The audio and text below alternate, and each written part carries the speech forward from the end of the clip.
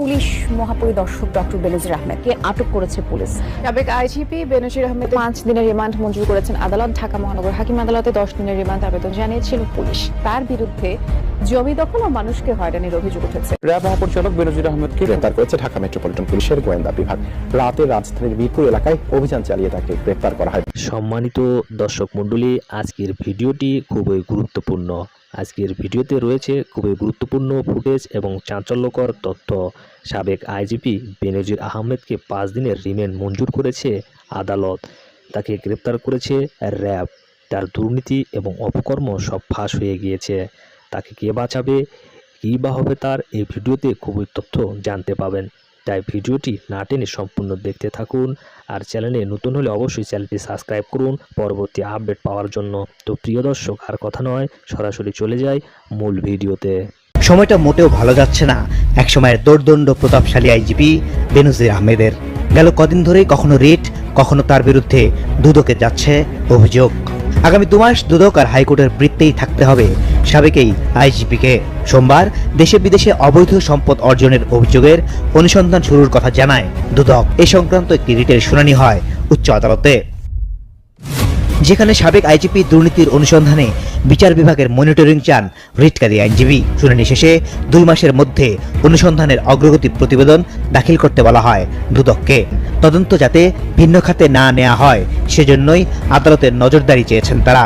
আর বেনজিরের আইনজীবী বলছেন, হয়রানি হলেই আইনি পদক্ষেপ নেবেন তারা। আমরা একটা সুষ্ঠু তদন্তের জন্য বেনজির সাহেবের যে দুর্নীতির অভিযোগ এসছে পেপারে, সেইটা একটা সুষ্ঠু তদন্ত আমরা চেয়েছি। আমরা মনে করি আমরা যেটা চেয়েছিলাম জনস্বার্থে, আমরা মাননীয় কোর্ট থেকে সেই আদেশ আমরা পেয়েছি। দেশের বিরুদ্ধে কিন্তু আপিল বিভাগে যেতে পারবেন। আমরা এই ব্যাপারে পরবর্তীতে সিদ্ধান্ত নিব। বাট আজকে আমি মনে করব যে দুর্ভাগ্য এই অর্থে নিয়তি বলে কতগুলো জিনিস আছে।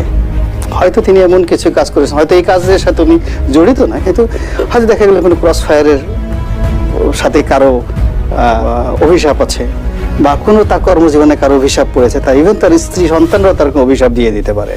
এই বদ অভিশাপের কারণে কি হচ্ছে, এই মুহূর্তে রাষ্ট্র যদি তাকে ধরে, আমাদের রাষ্ট্র যদি কাউকে ধরে, তাকে মানে সাজা দেওয়ার জন্য ধরে। মানে যদি রাষ্ট্র সব কিছু খুঁজে খুঁজে দেখে যে ডক্টর বেনজির কিছু করে নাই, public will be very unhappy, এবং তারা সরকারের প্রতি আরো রাগ হয়ে যাবে। বলবে এই ঘটনার সাথে যারাই গেছে ডক্টর বেনজির তাদেরকে ম্যানেজ করে দিয়েছেন, টাকা পয়সা দিয়েছেন, ফলে ডক্টর বেনজিরকে দুর্ভোগের মধ্যে পড়তে হচ্ছে এবং তাকে একটা শাস্তি দিতে হবে, যে কোনো শাস্তি দিতে হবে। এখন যখনই যে কোনো শাস্তি দিতে হবে, দেওয়ার সঙ্গে সঙ্গে তিনি তো ঘটনাটা একা করেননি। এত বড় দুর্নীতি যদি হয়ে থাকে বা যা কিছু করে থাকে, তার একটা চেইন আছে। সে দীর্ঘ চাকরি জীবনে বেনজির আহমেদ বেতন ভাতা বাবদ আয় করেছেন 1,84,89,200 টাকা। তাহলে আসলে কোন অলৌকিক ক্ষমতা বলে এমন অঢেল সম্পদ? দেখুন, এই খবরটি যখন প্রকাশিত হয় তখন আমি নিজেই অবাক হয়েছি। ভিডিও বার্তায় কিন্তু বেনজির আহমেদ প্রকাশিত সংবাদকে মিথ্যা বলেছেন, কিন্তু আইনের সর্বোচ্চ পদে তিনি কোনো আইনি ব্যবস্থার কথা আমি এখানে আসি। সেই আগে বলেছিলাম কর্নেল অলির কথা। কর্নেল অলিকে যখন আমি জিজ্ঞেস করলাম যে তিনি সত্যি সত্যি জমি দখল করেছে কিনা, তার উত্তর কে ছিল জানেন? অবাক হবেন আপনার শুনলে। উনি বললেন এটা তো সবাই করে, বুঝলেন। এখন কে কি করছে এটার জন্য কিন্তু আসলে তদন্ত মানে অনুসন্ধান করতেই হবে। অনুসন্ধানটা কিন্তু আসলে বেনজির সাহেবের জন্য প্রয়োজন, কারণ বেনজির সাহেব যেটা বলছেন যে উনি নির্দোষ, তার এই তদন্তে যদি উনি নির্দোষ হয়ে যান তাহলে তো পরিষ্কার হয়। আমরা আদালতের আদেশ কমিশনকে অবহিত করেছি। অবশ্যই কমিশন আগামী 2 মাসের মধ্যে তার অনুসন্ধান শেষ করতে পারলো কিনা, বা অনুসন্ধান কতটুকু কার্য করলো এই মানি লন্ডারিং এবং জ্ঞাতওয়াই বহির্ভূত সম্পদের ব্যাপারে, সেটা আমরা অবশ্যই হাইকোর্ট ডিভিশনকে লিখিত আকারে হলফনামার মাধ্যমে আমরা জানাবো। প্রশ্ন রাখেন, পাহাড় সমান দুর্নীতি করলেও তার বিরুদ্ধে ব্যবস্থা নেওয়া যাবে না কেন? সরকারি চাকরিতে প্রবেশ ও অবসরের সময় সম্পদের হিসাব দেওয়ার আইন থাকলে দুর্নীতি কমতো বলেও মনে করেন উচ্চ আদালত। রিট খারিজ চেয়ে হাইকোর্টে যে আশা নিয়ে এসেছিলেন বেনজির আহমেদ, তাতে একরকম জল ঢেলে দিয়েছেন উচ্চ আদালত। কারণ 2 মাস পর অগ্রগতি প্রতিবেদনের সন্তুষ্টি অসন্তুষ্টির ওপর নির্ভর করছে এই রিটের ভবিষ্যৎ। আমি 12 দিনের মধ্যে সাবেক এই আইজিপির সকল সম্পদের তথ্য জানতে আর্থিক গোয়েন্দা বিভাগে চিঠি দিয়েছে দুদক। এই সাথে তাকে জিজ্ঞাসাবাদের মুখোমুখি হতে হবে, এমনটা জানিয়েছেন দুদক কমিশনার জহুরুল হক। প্রায় মাসখানেক ধরে পুলিশের সাবেক মহাপরিদর্শক বেনজির আহমেদ অবৈধ সম্পদ অর্জন ও ক্ষমতার অপব্যবহার নিয়ে রয়েছেন আলোচনার শীর্ষে। 22 এপ্রিল তার অনিয়ম দুর্নীতির অনুসন্ধানে 3 সদস্যের কমিটি গঠন করে দুদক। 1.5 মাসের মধ্যে ওই কমিটির কার্যক্রমের অগ্রগতি প্রতিবেদন দেওয়ার নির্দেশ দেয় হাইকোর্ট। এরই ধারাবাহিকতায় এবার বাংলাদেশ ব্যাংকের আর্থিক গোয়েন্দা বিভাগ BFIU-কে চিঠি দিল দুদক, যেখানে বেনজির ও তার পরিবারের সদস্যদের নগদ অর্থের তথ্য জানতে চাওয়া হয়েছে। আর সঞ্চয়পত্র সহ স্থাবর অস্থাবর সম্পদের তথ্য জানতে চেয়ে joint stock sub registry office সহ সরকারের বিভিন্ন দপ্তরে সেই অভিযোগের সত্য কি অসত্য পরীক্ষা করার জন্য অনুসন্ধান শুরু করছে। অনুসন্ধান আপনার সেই বেনজির সাহেবের জন্য প্রয়োজন এবং ইনফ্যাক্ট অন্যান্য পুলিশ কর্মকর্তাদের জন্য কিন্তু প্রয়োজন। কারণ অনেকেই হয়তো ভাবতে পারে এই ঘটনা থেকে যে সবাই বোধহয় একই।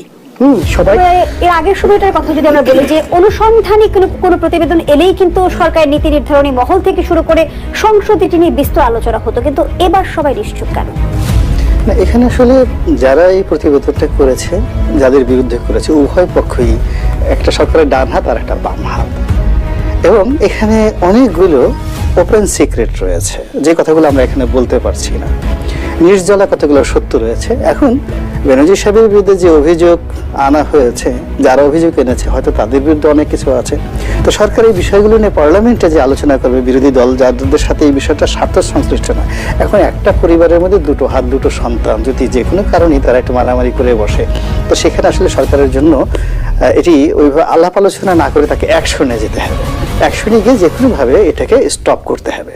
তো সেই স্টপ এখন যেহেতু এটা পাবলিকলি, যদি বেনজির সাহেব কাউন্টার সংবাদ সম্মেলনটা না করতেন তাহলে হয়তো সরকার হাতে অনেক ক্ষমতা ছিল এটা নেগোসিয়েশন করার জন্য। দুইজনকে একসাথে এক টেবিলে বসিয়ে দিয়ে নিয়ে বেটা যা কিছু করেছে ভাগাভাগি করে খা, আর বাড়াবাড়ি করিস না। কিন্তু এখন তিনি যেভাবে চ্যালেঞ্জ ছুড়ে, যদি সরকার পানি ঢেলে আরো 10টা জিনিস নরম করা যায়, সরকার তো সেটাই করবে। সরকার তো খুশি।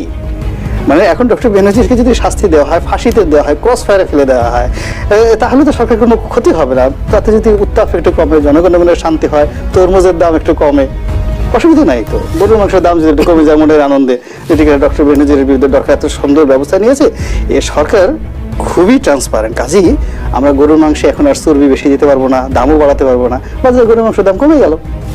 তো যার জন্য সরকার তো সেই সুযোগটা নেবে, এবং সেই সুযোগের কারণে আমার মনে হচ্ছে যে ওনার এই যে তকদিরের এই জায়গাটিতে ওই সবগুলো এই মুহূর্তে মাথার উপর খুব ঘুরপাক খাচ্ছে। তার উচিত অচিরেই কোনো ভালো বৌদ্ধ বা ওঝা দেখানো, কামরূপ কামাখ্যা যাওয়া, তাবিজ নেওয়া, এছাড়া মানে রক্ষার আমি কোনো লক্ষণ দেখছি না। আবারও বিরতি শুরু হয়েছে। বিরতি বিচারপতি শামসুদ্দিন চৌধুরী মালিক যে আলোচনায় আমরা ছিলাম, 34 বছর সাথে এবং যেভাবে নিজেকে নির্দোষ দাবি করেছেন, তো সেক্ষেত্রে দেখা যাচ্ছে যে তার যারা অপোনেন্ট রয়েছে, তাকে যারা ঈর্ষা করেন, তাকে যারা অপছন্দ করেন, আসলে যে কোনো মানুষের সে শীর্ষ পর্যায়ে পৌঁছেন, তার অনেক প্রতিদ্বন্দ্বী থাকবে, অনেক শত্রু থাকবে। তারা কিন্তু এইটা একটা পেট্রোল পেয়ে গেলেন, এবং এই পেট্রোল পেয়ে এখানে আগুন ধরে দেয় যে ব্যারিস্টার সুমন, সে কিন্তু বসুন্ধরা গ্রুপের ডেড এনিমি, একেবারে বিরোধী লোক, তার কিন্তু এখানে আসার কথা না। সম্মানিত দর্শক মণ্ডলী, আপনারা সম্পূর্ণ ভিডিওটি দেখলেন। ভিডিওটি দেখার পর আপনাদের মতামত অবশ্যই কমেন্ট বক্সে শেয়ার করবেন। এরকম নিত্য নতুন আপডেট পেতে আমাদের চ্যানেলের সঙ্গে থাকুন। দেখা হবে পরবর্তী কোনো ভিডিওতে।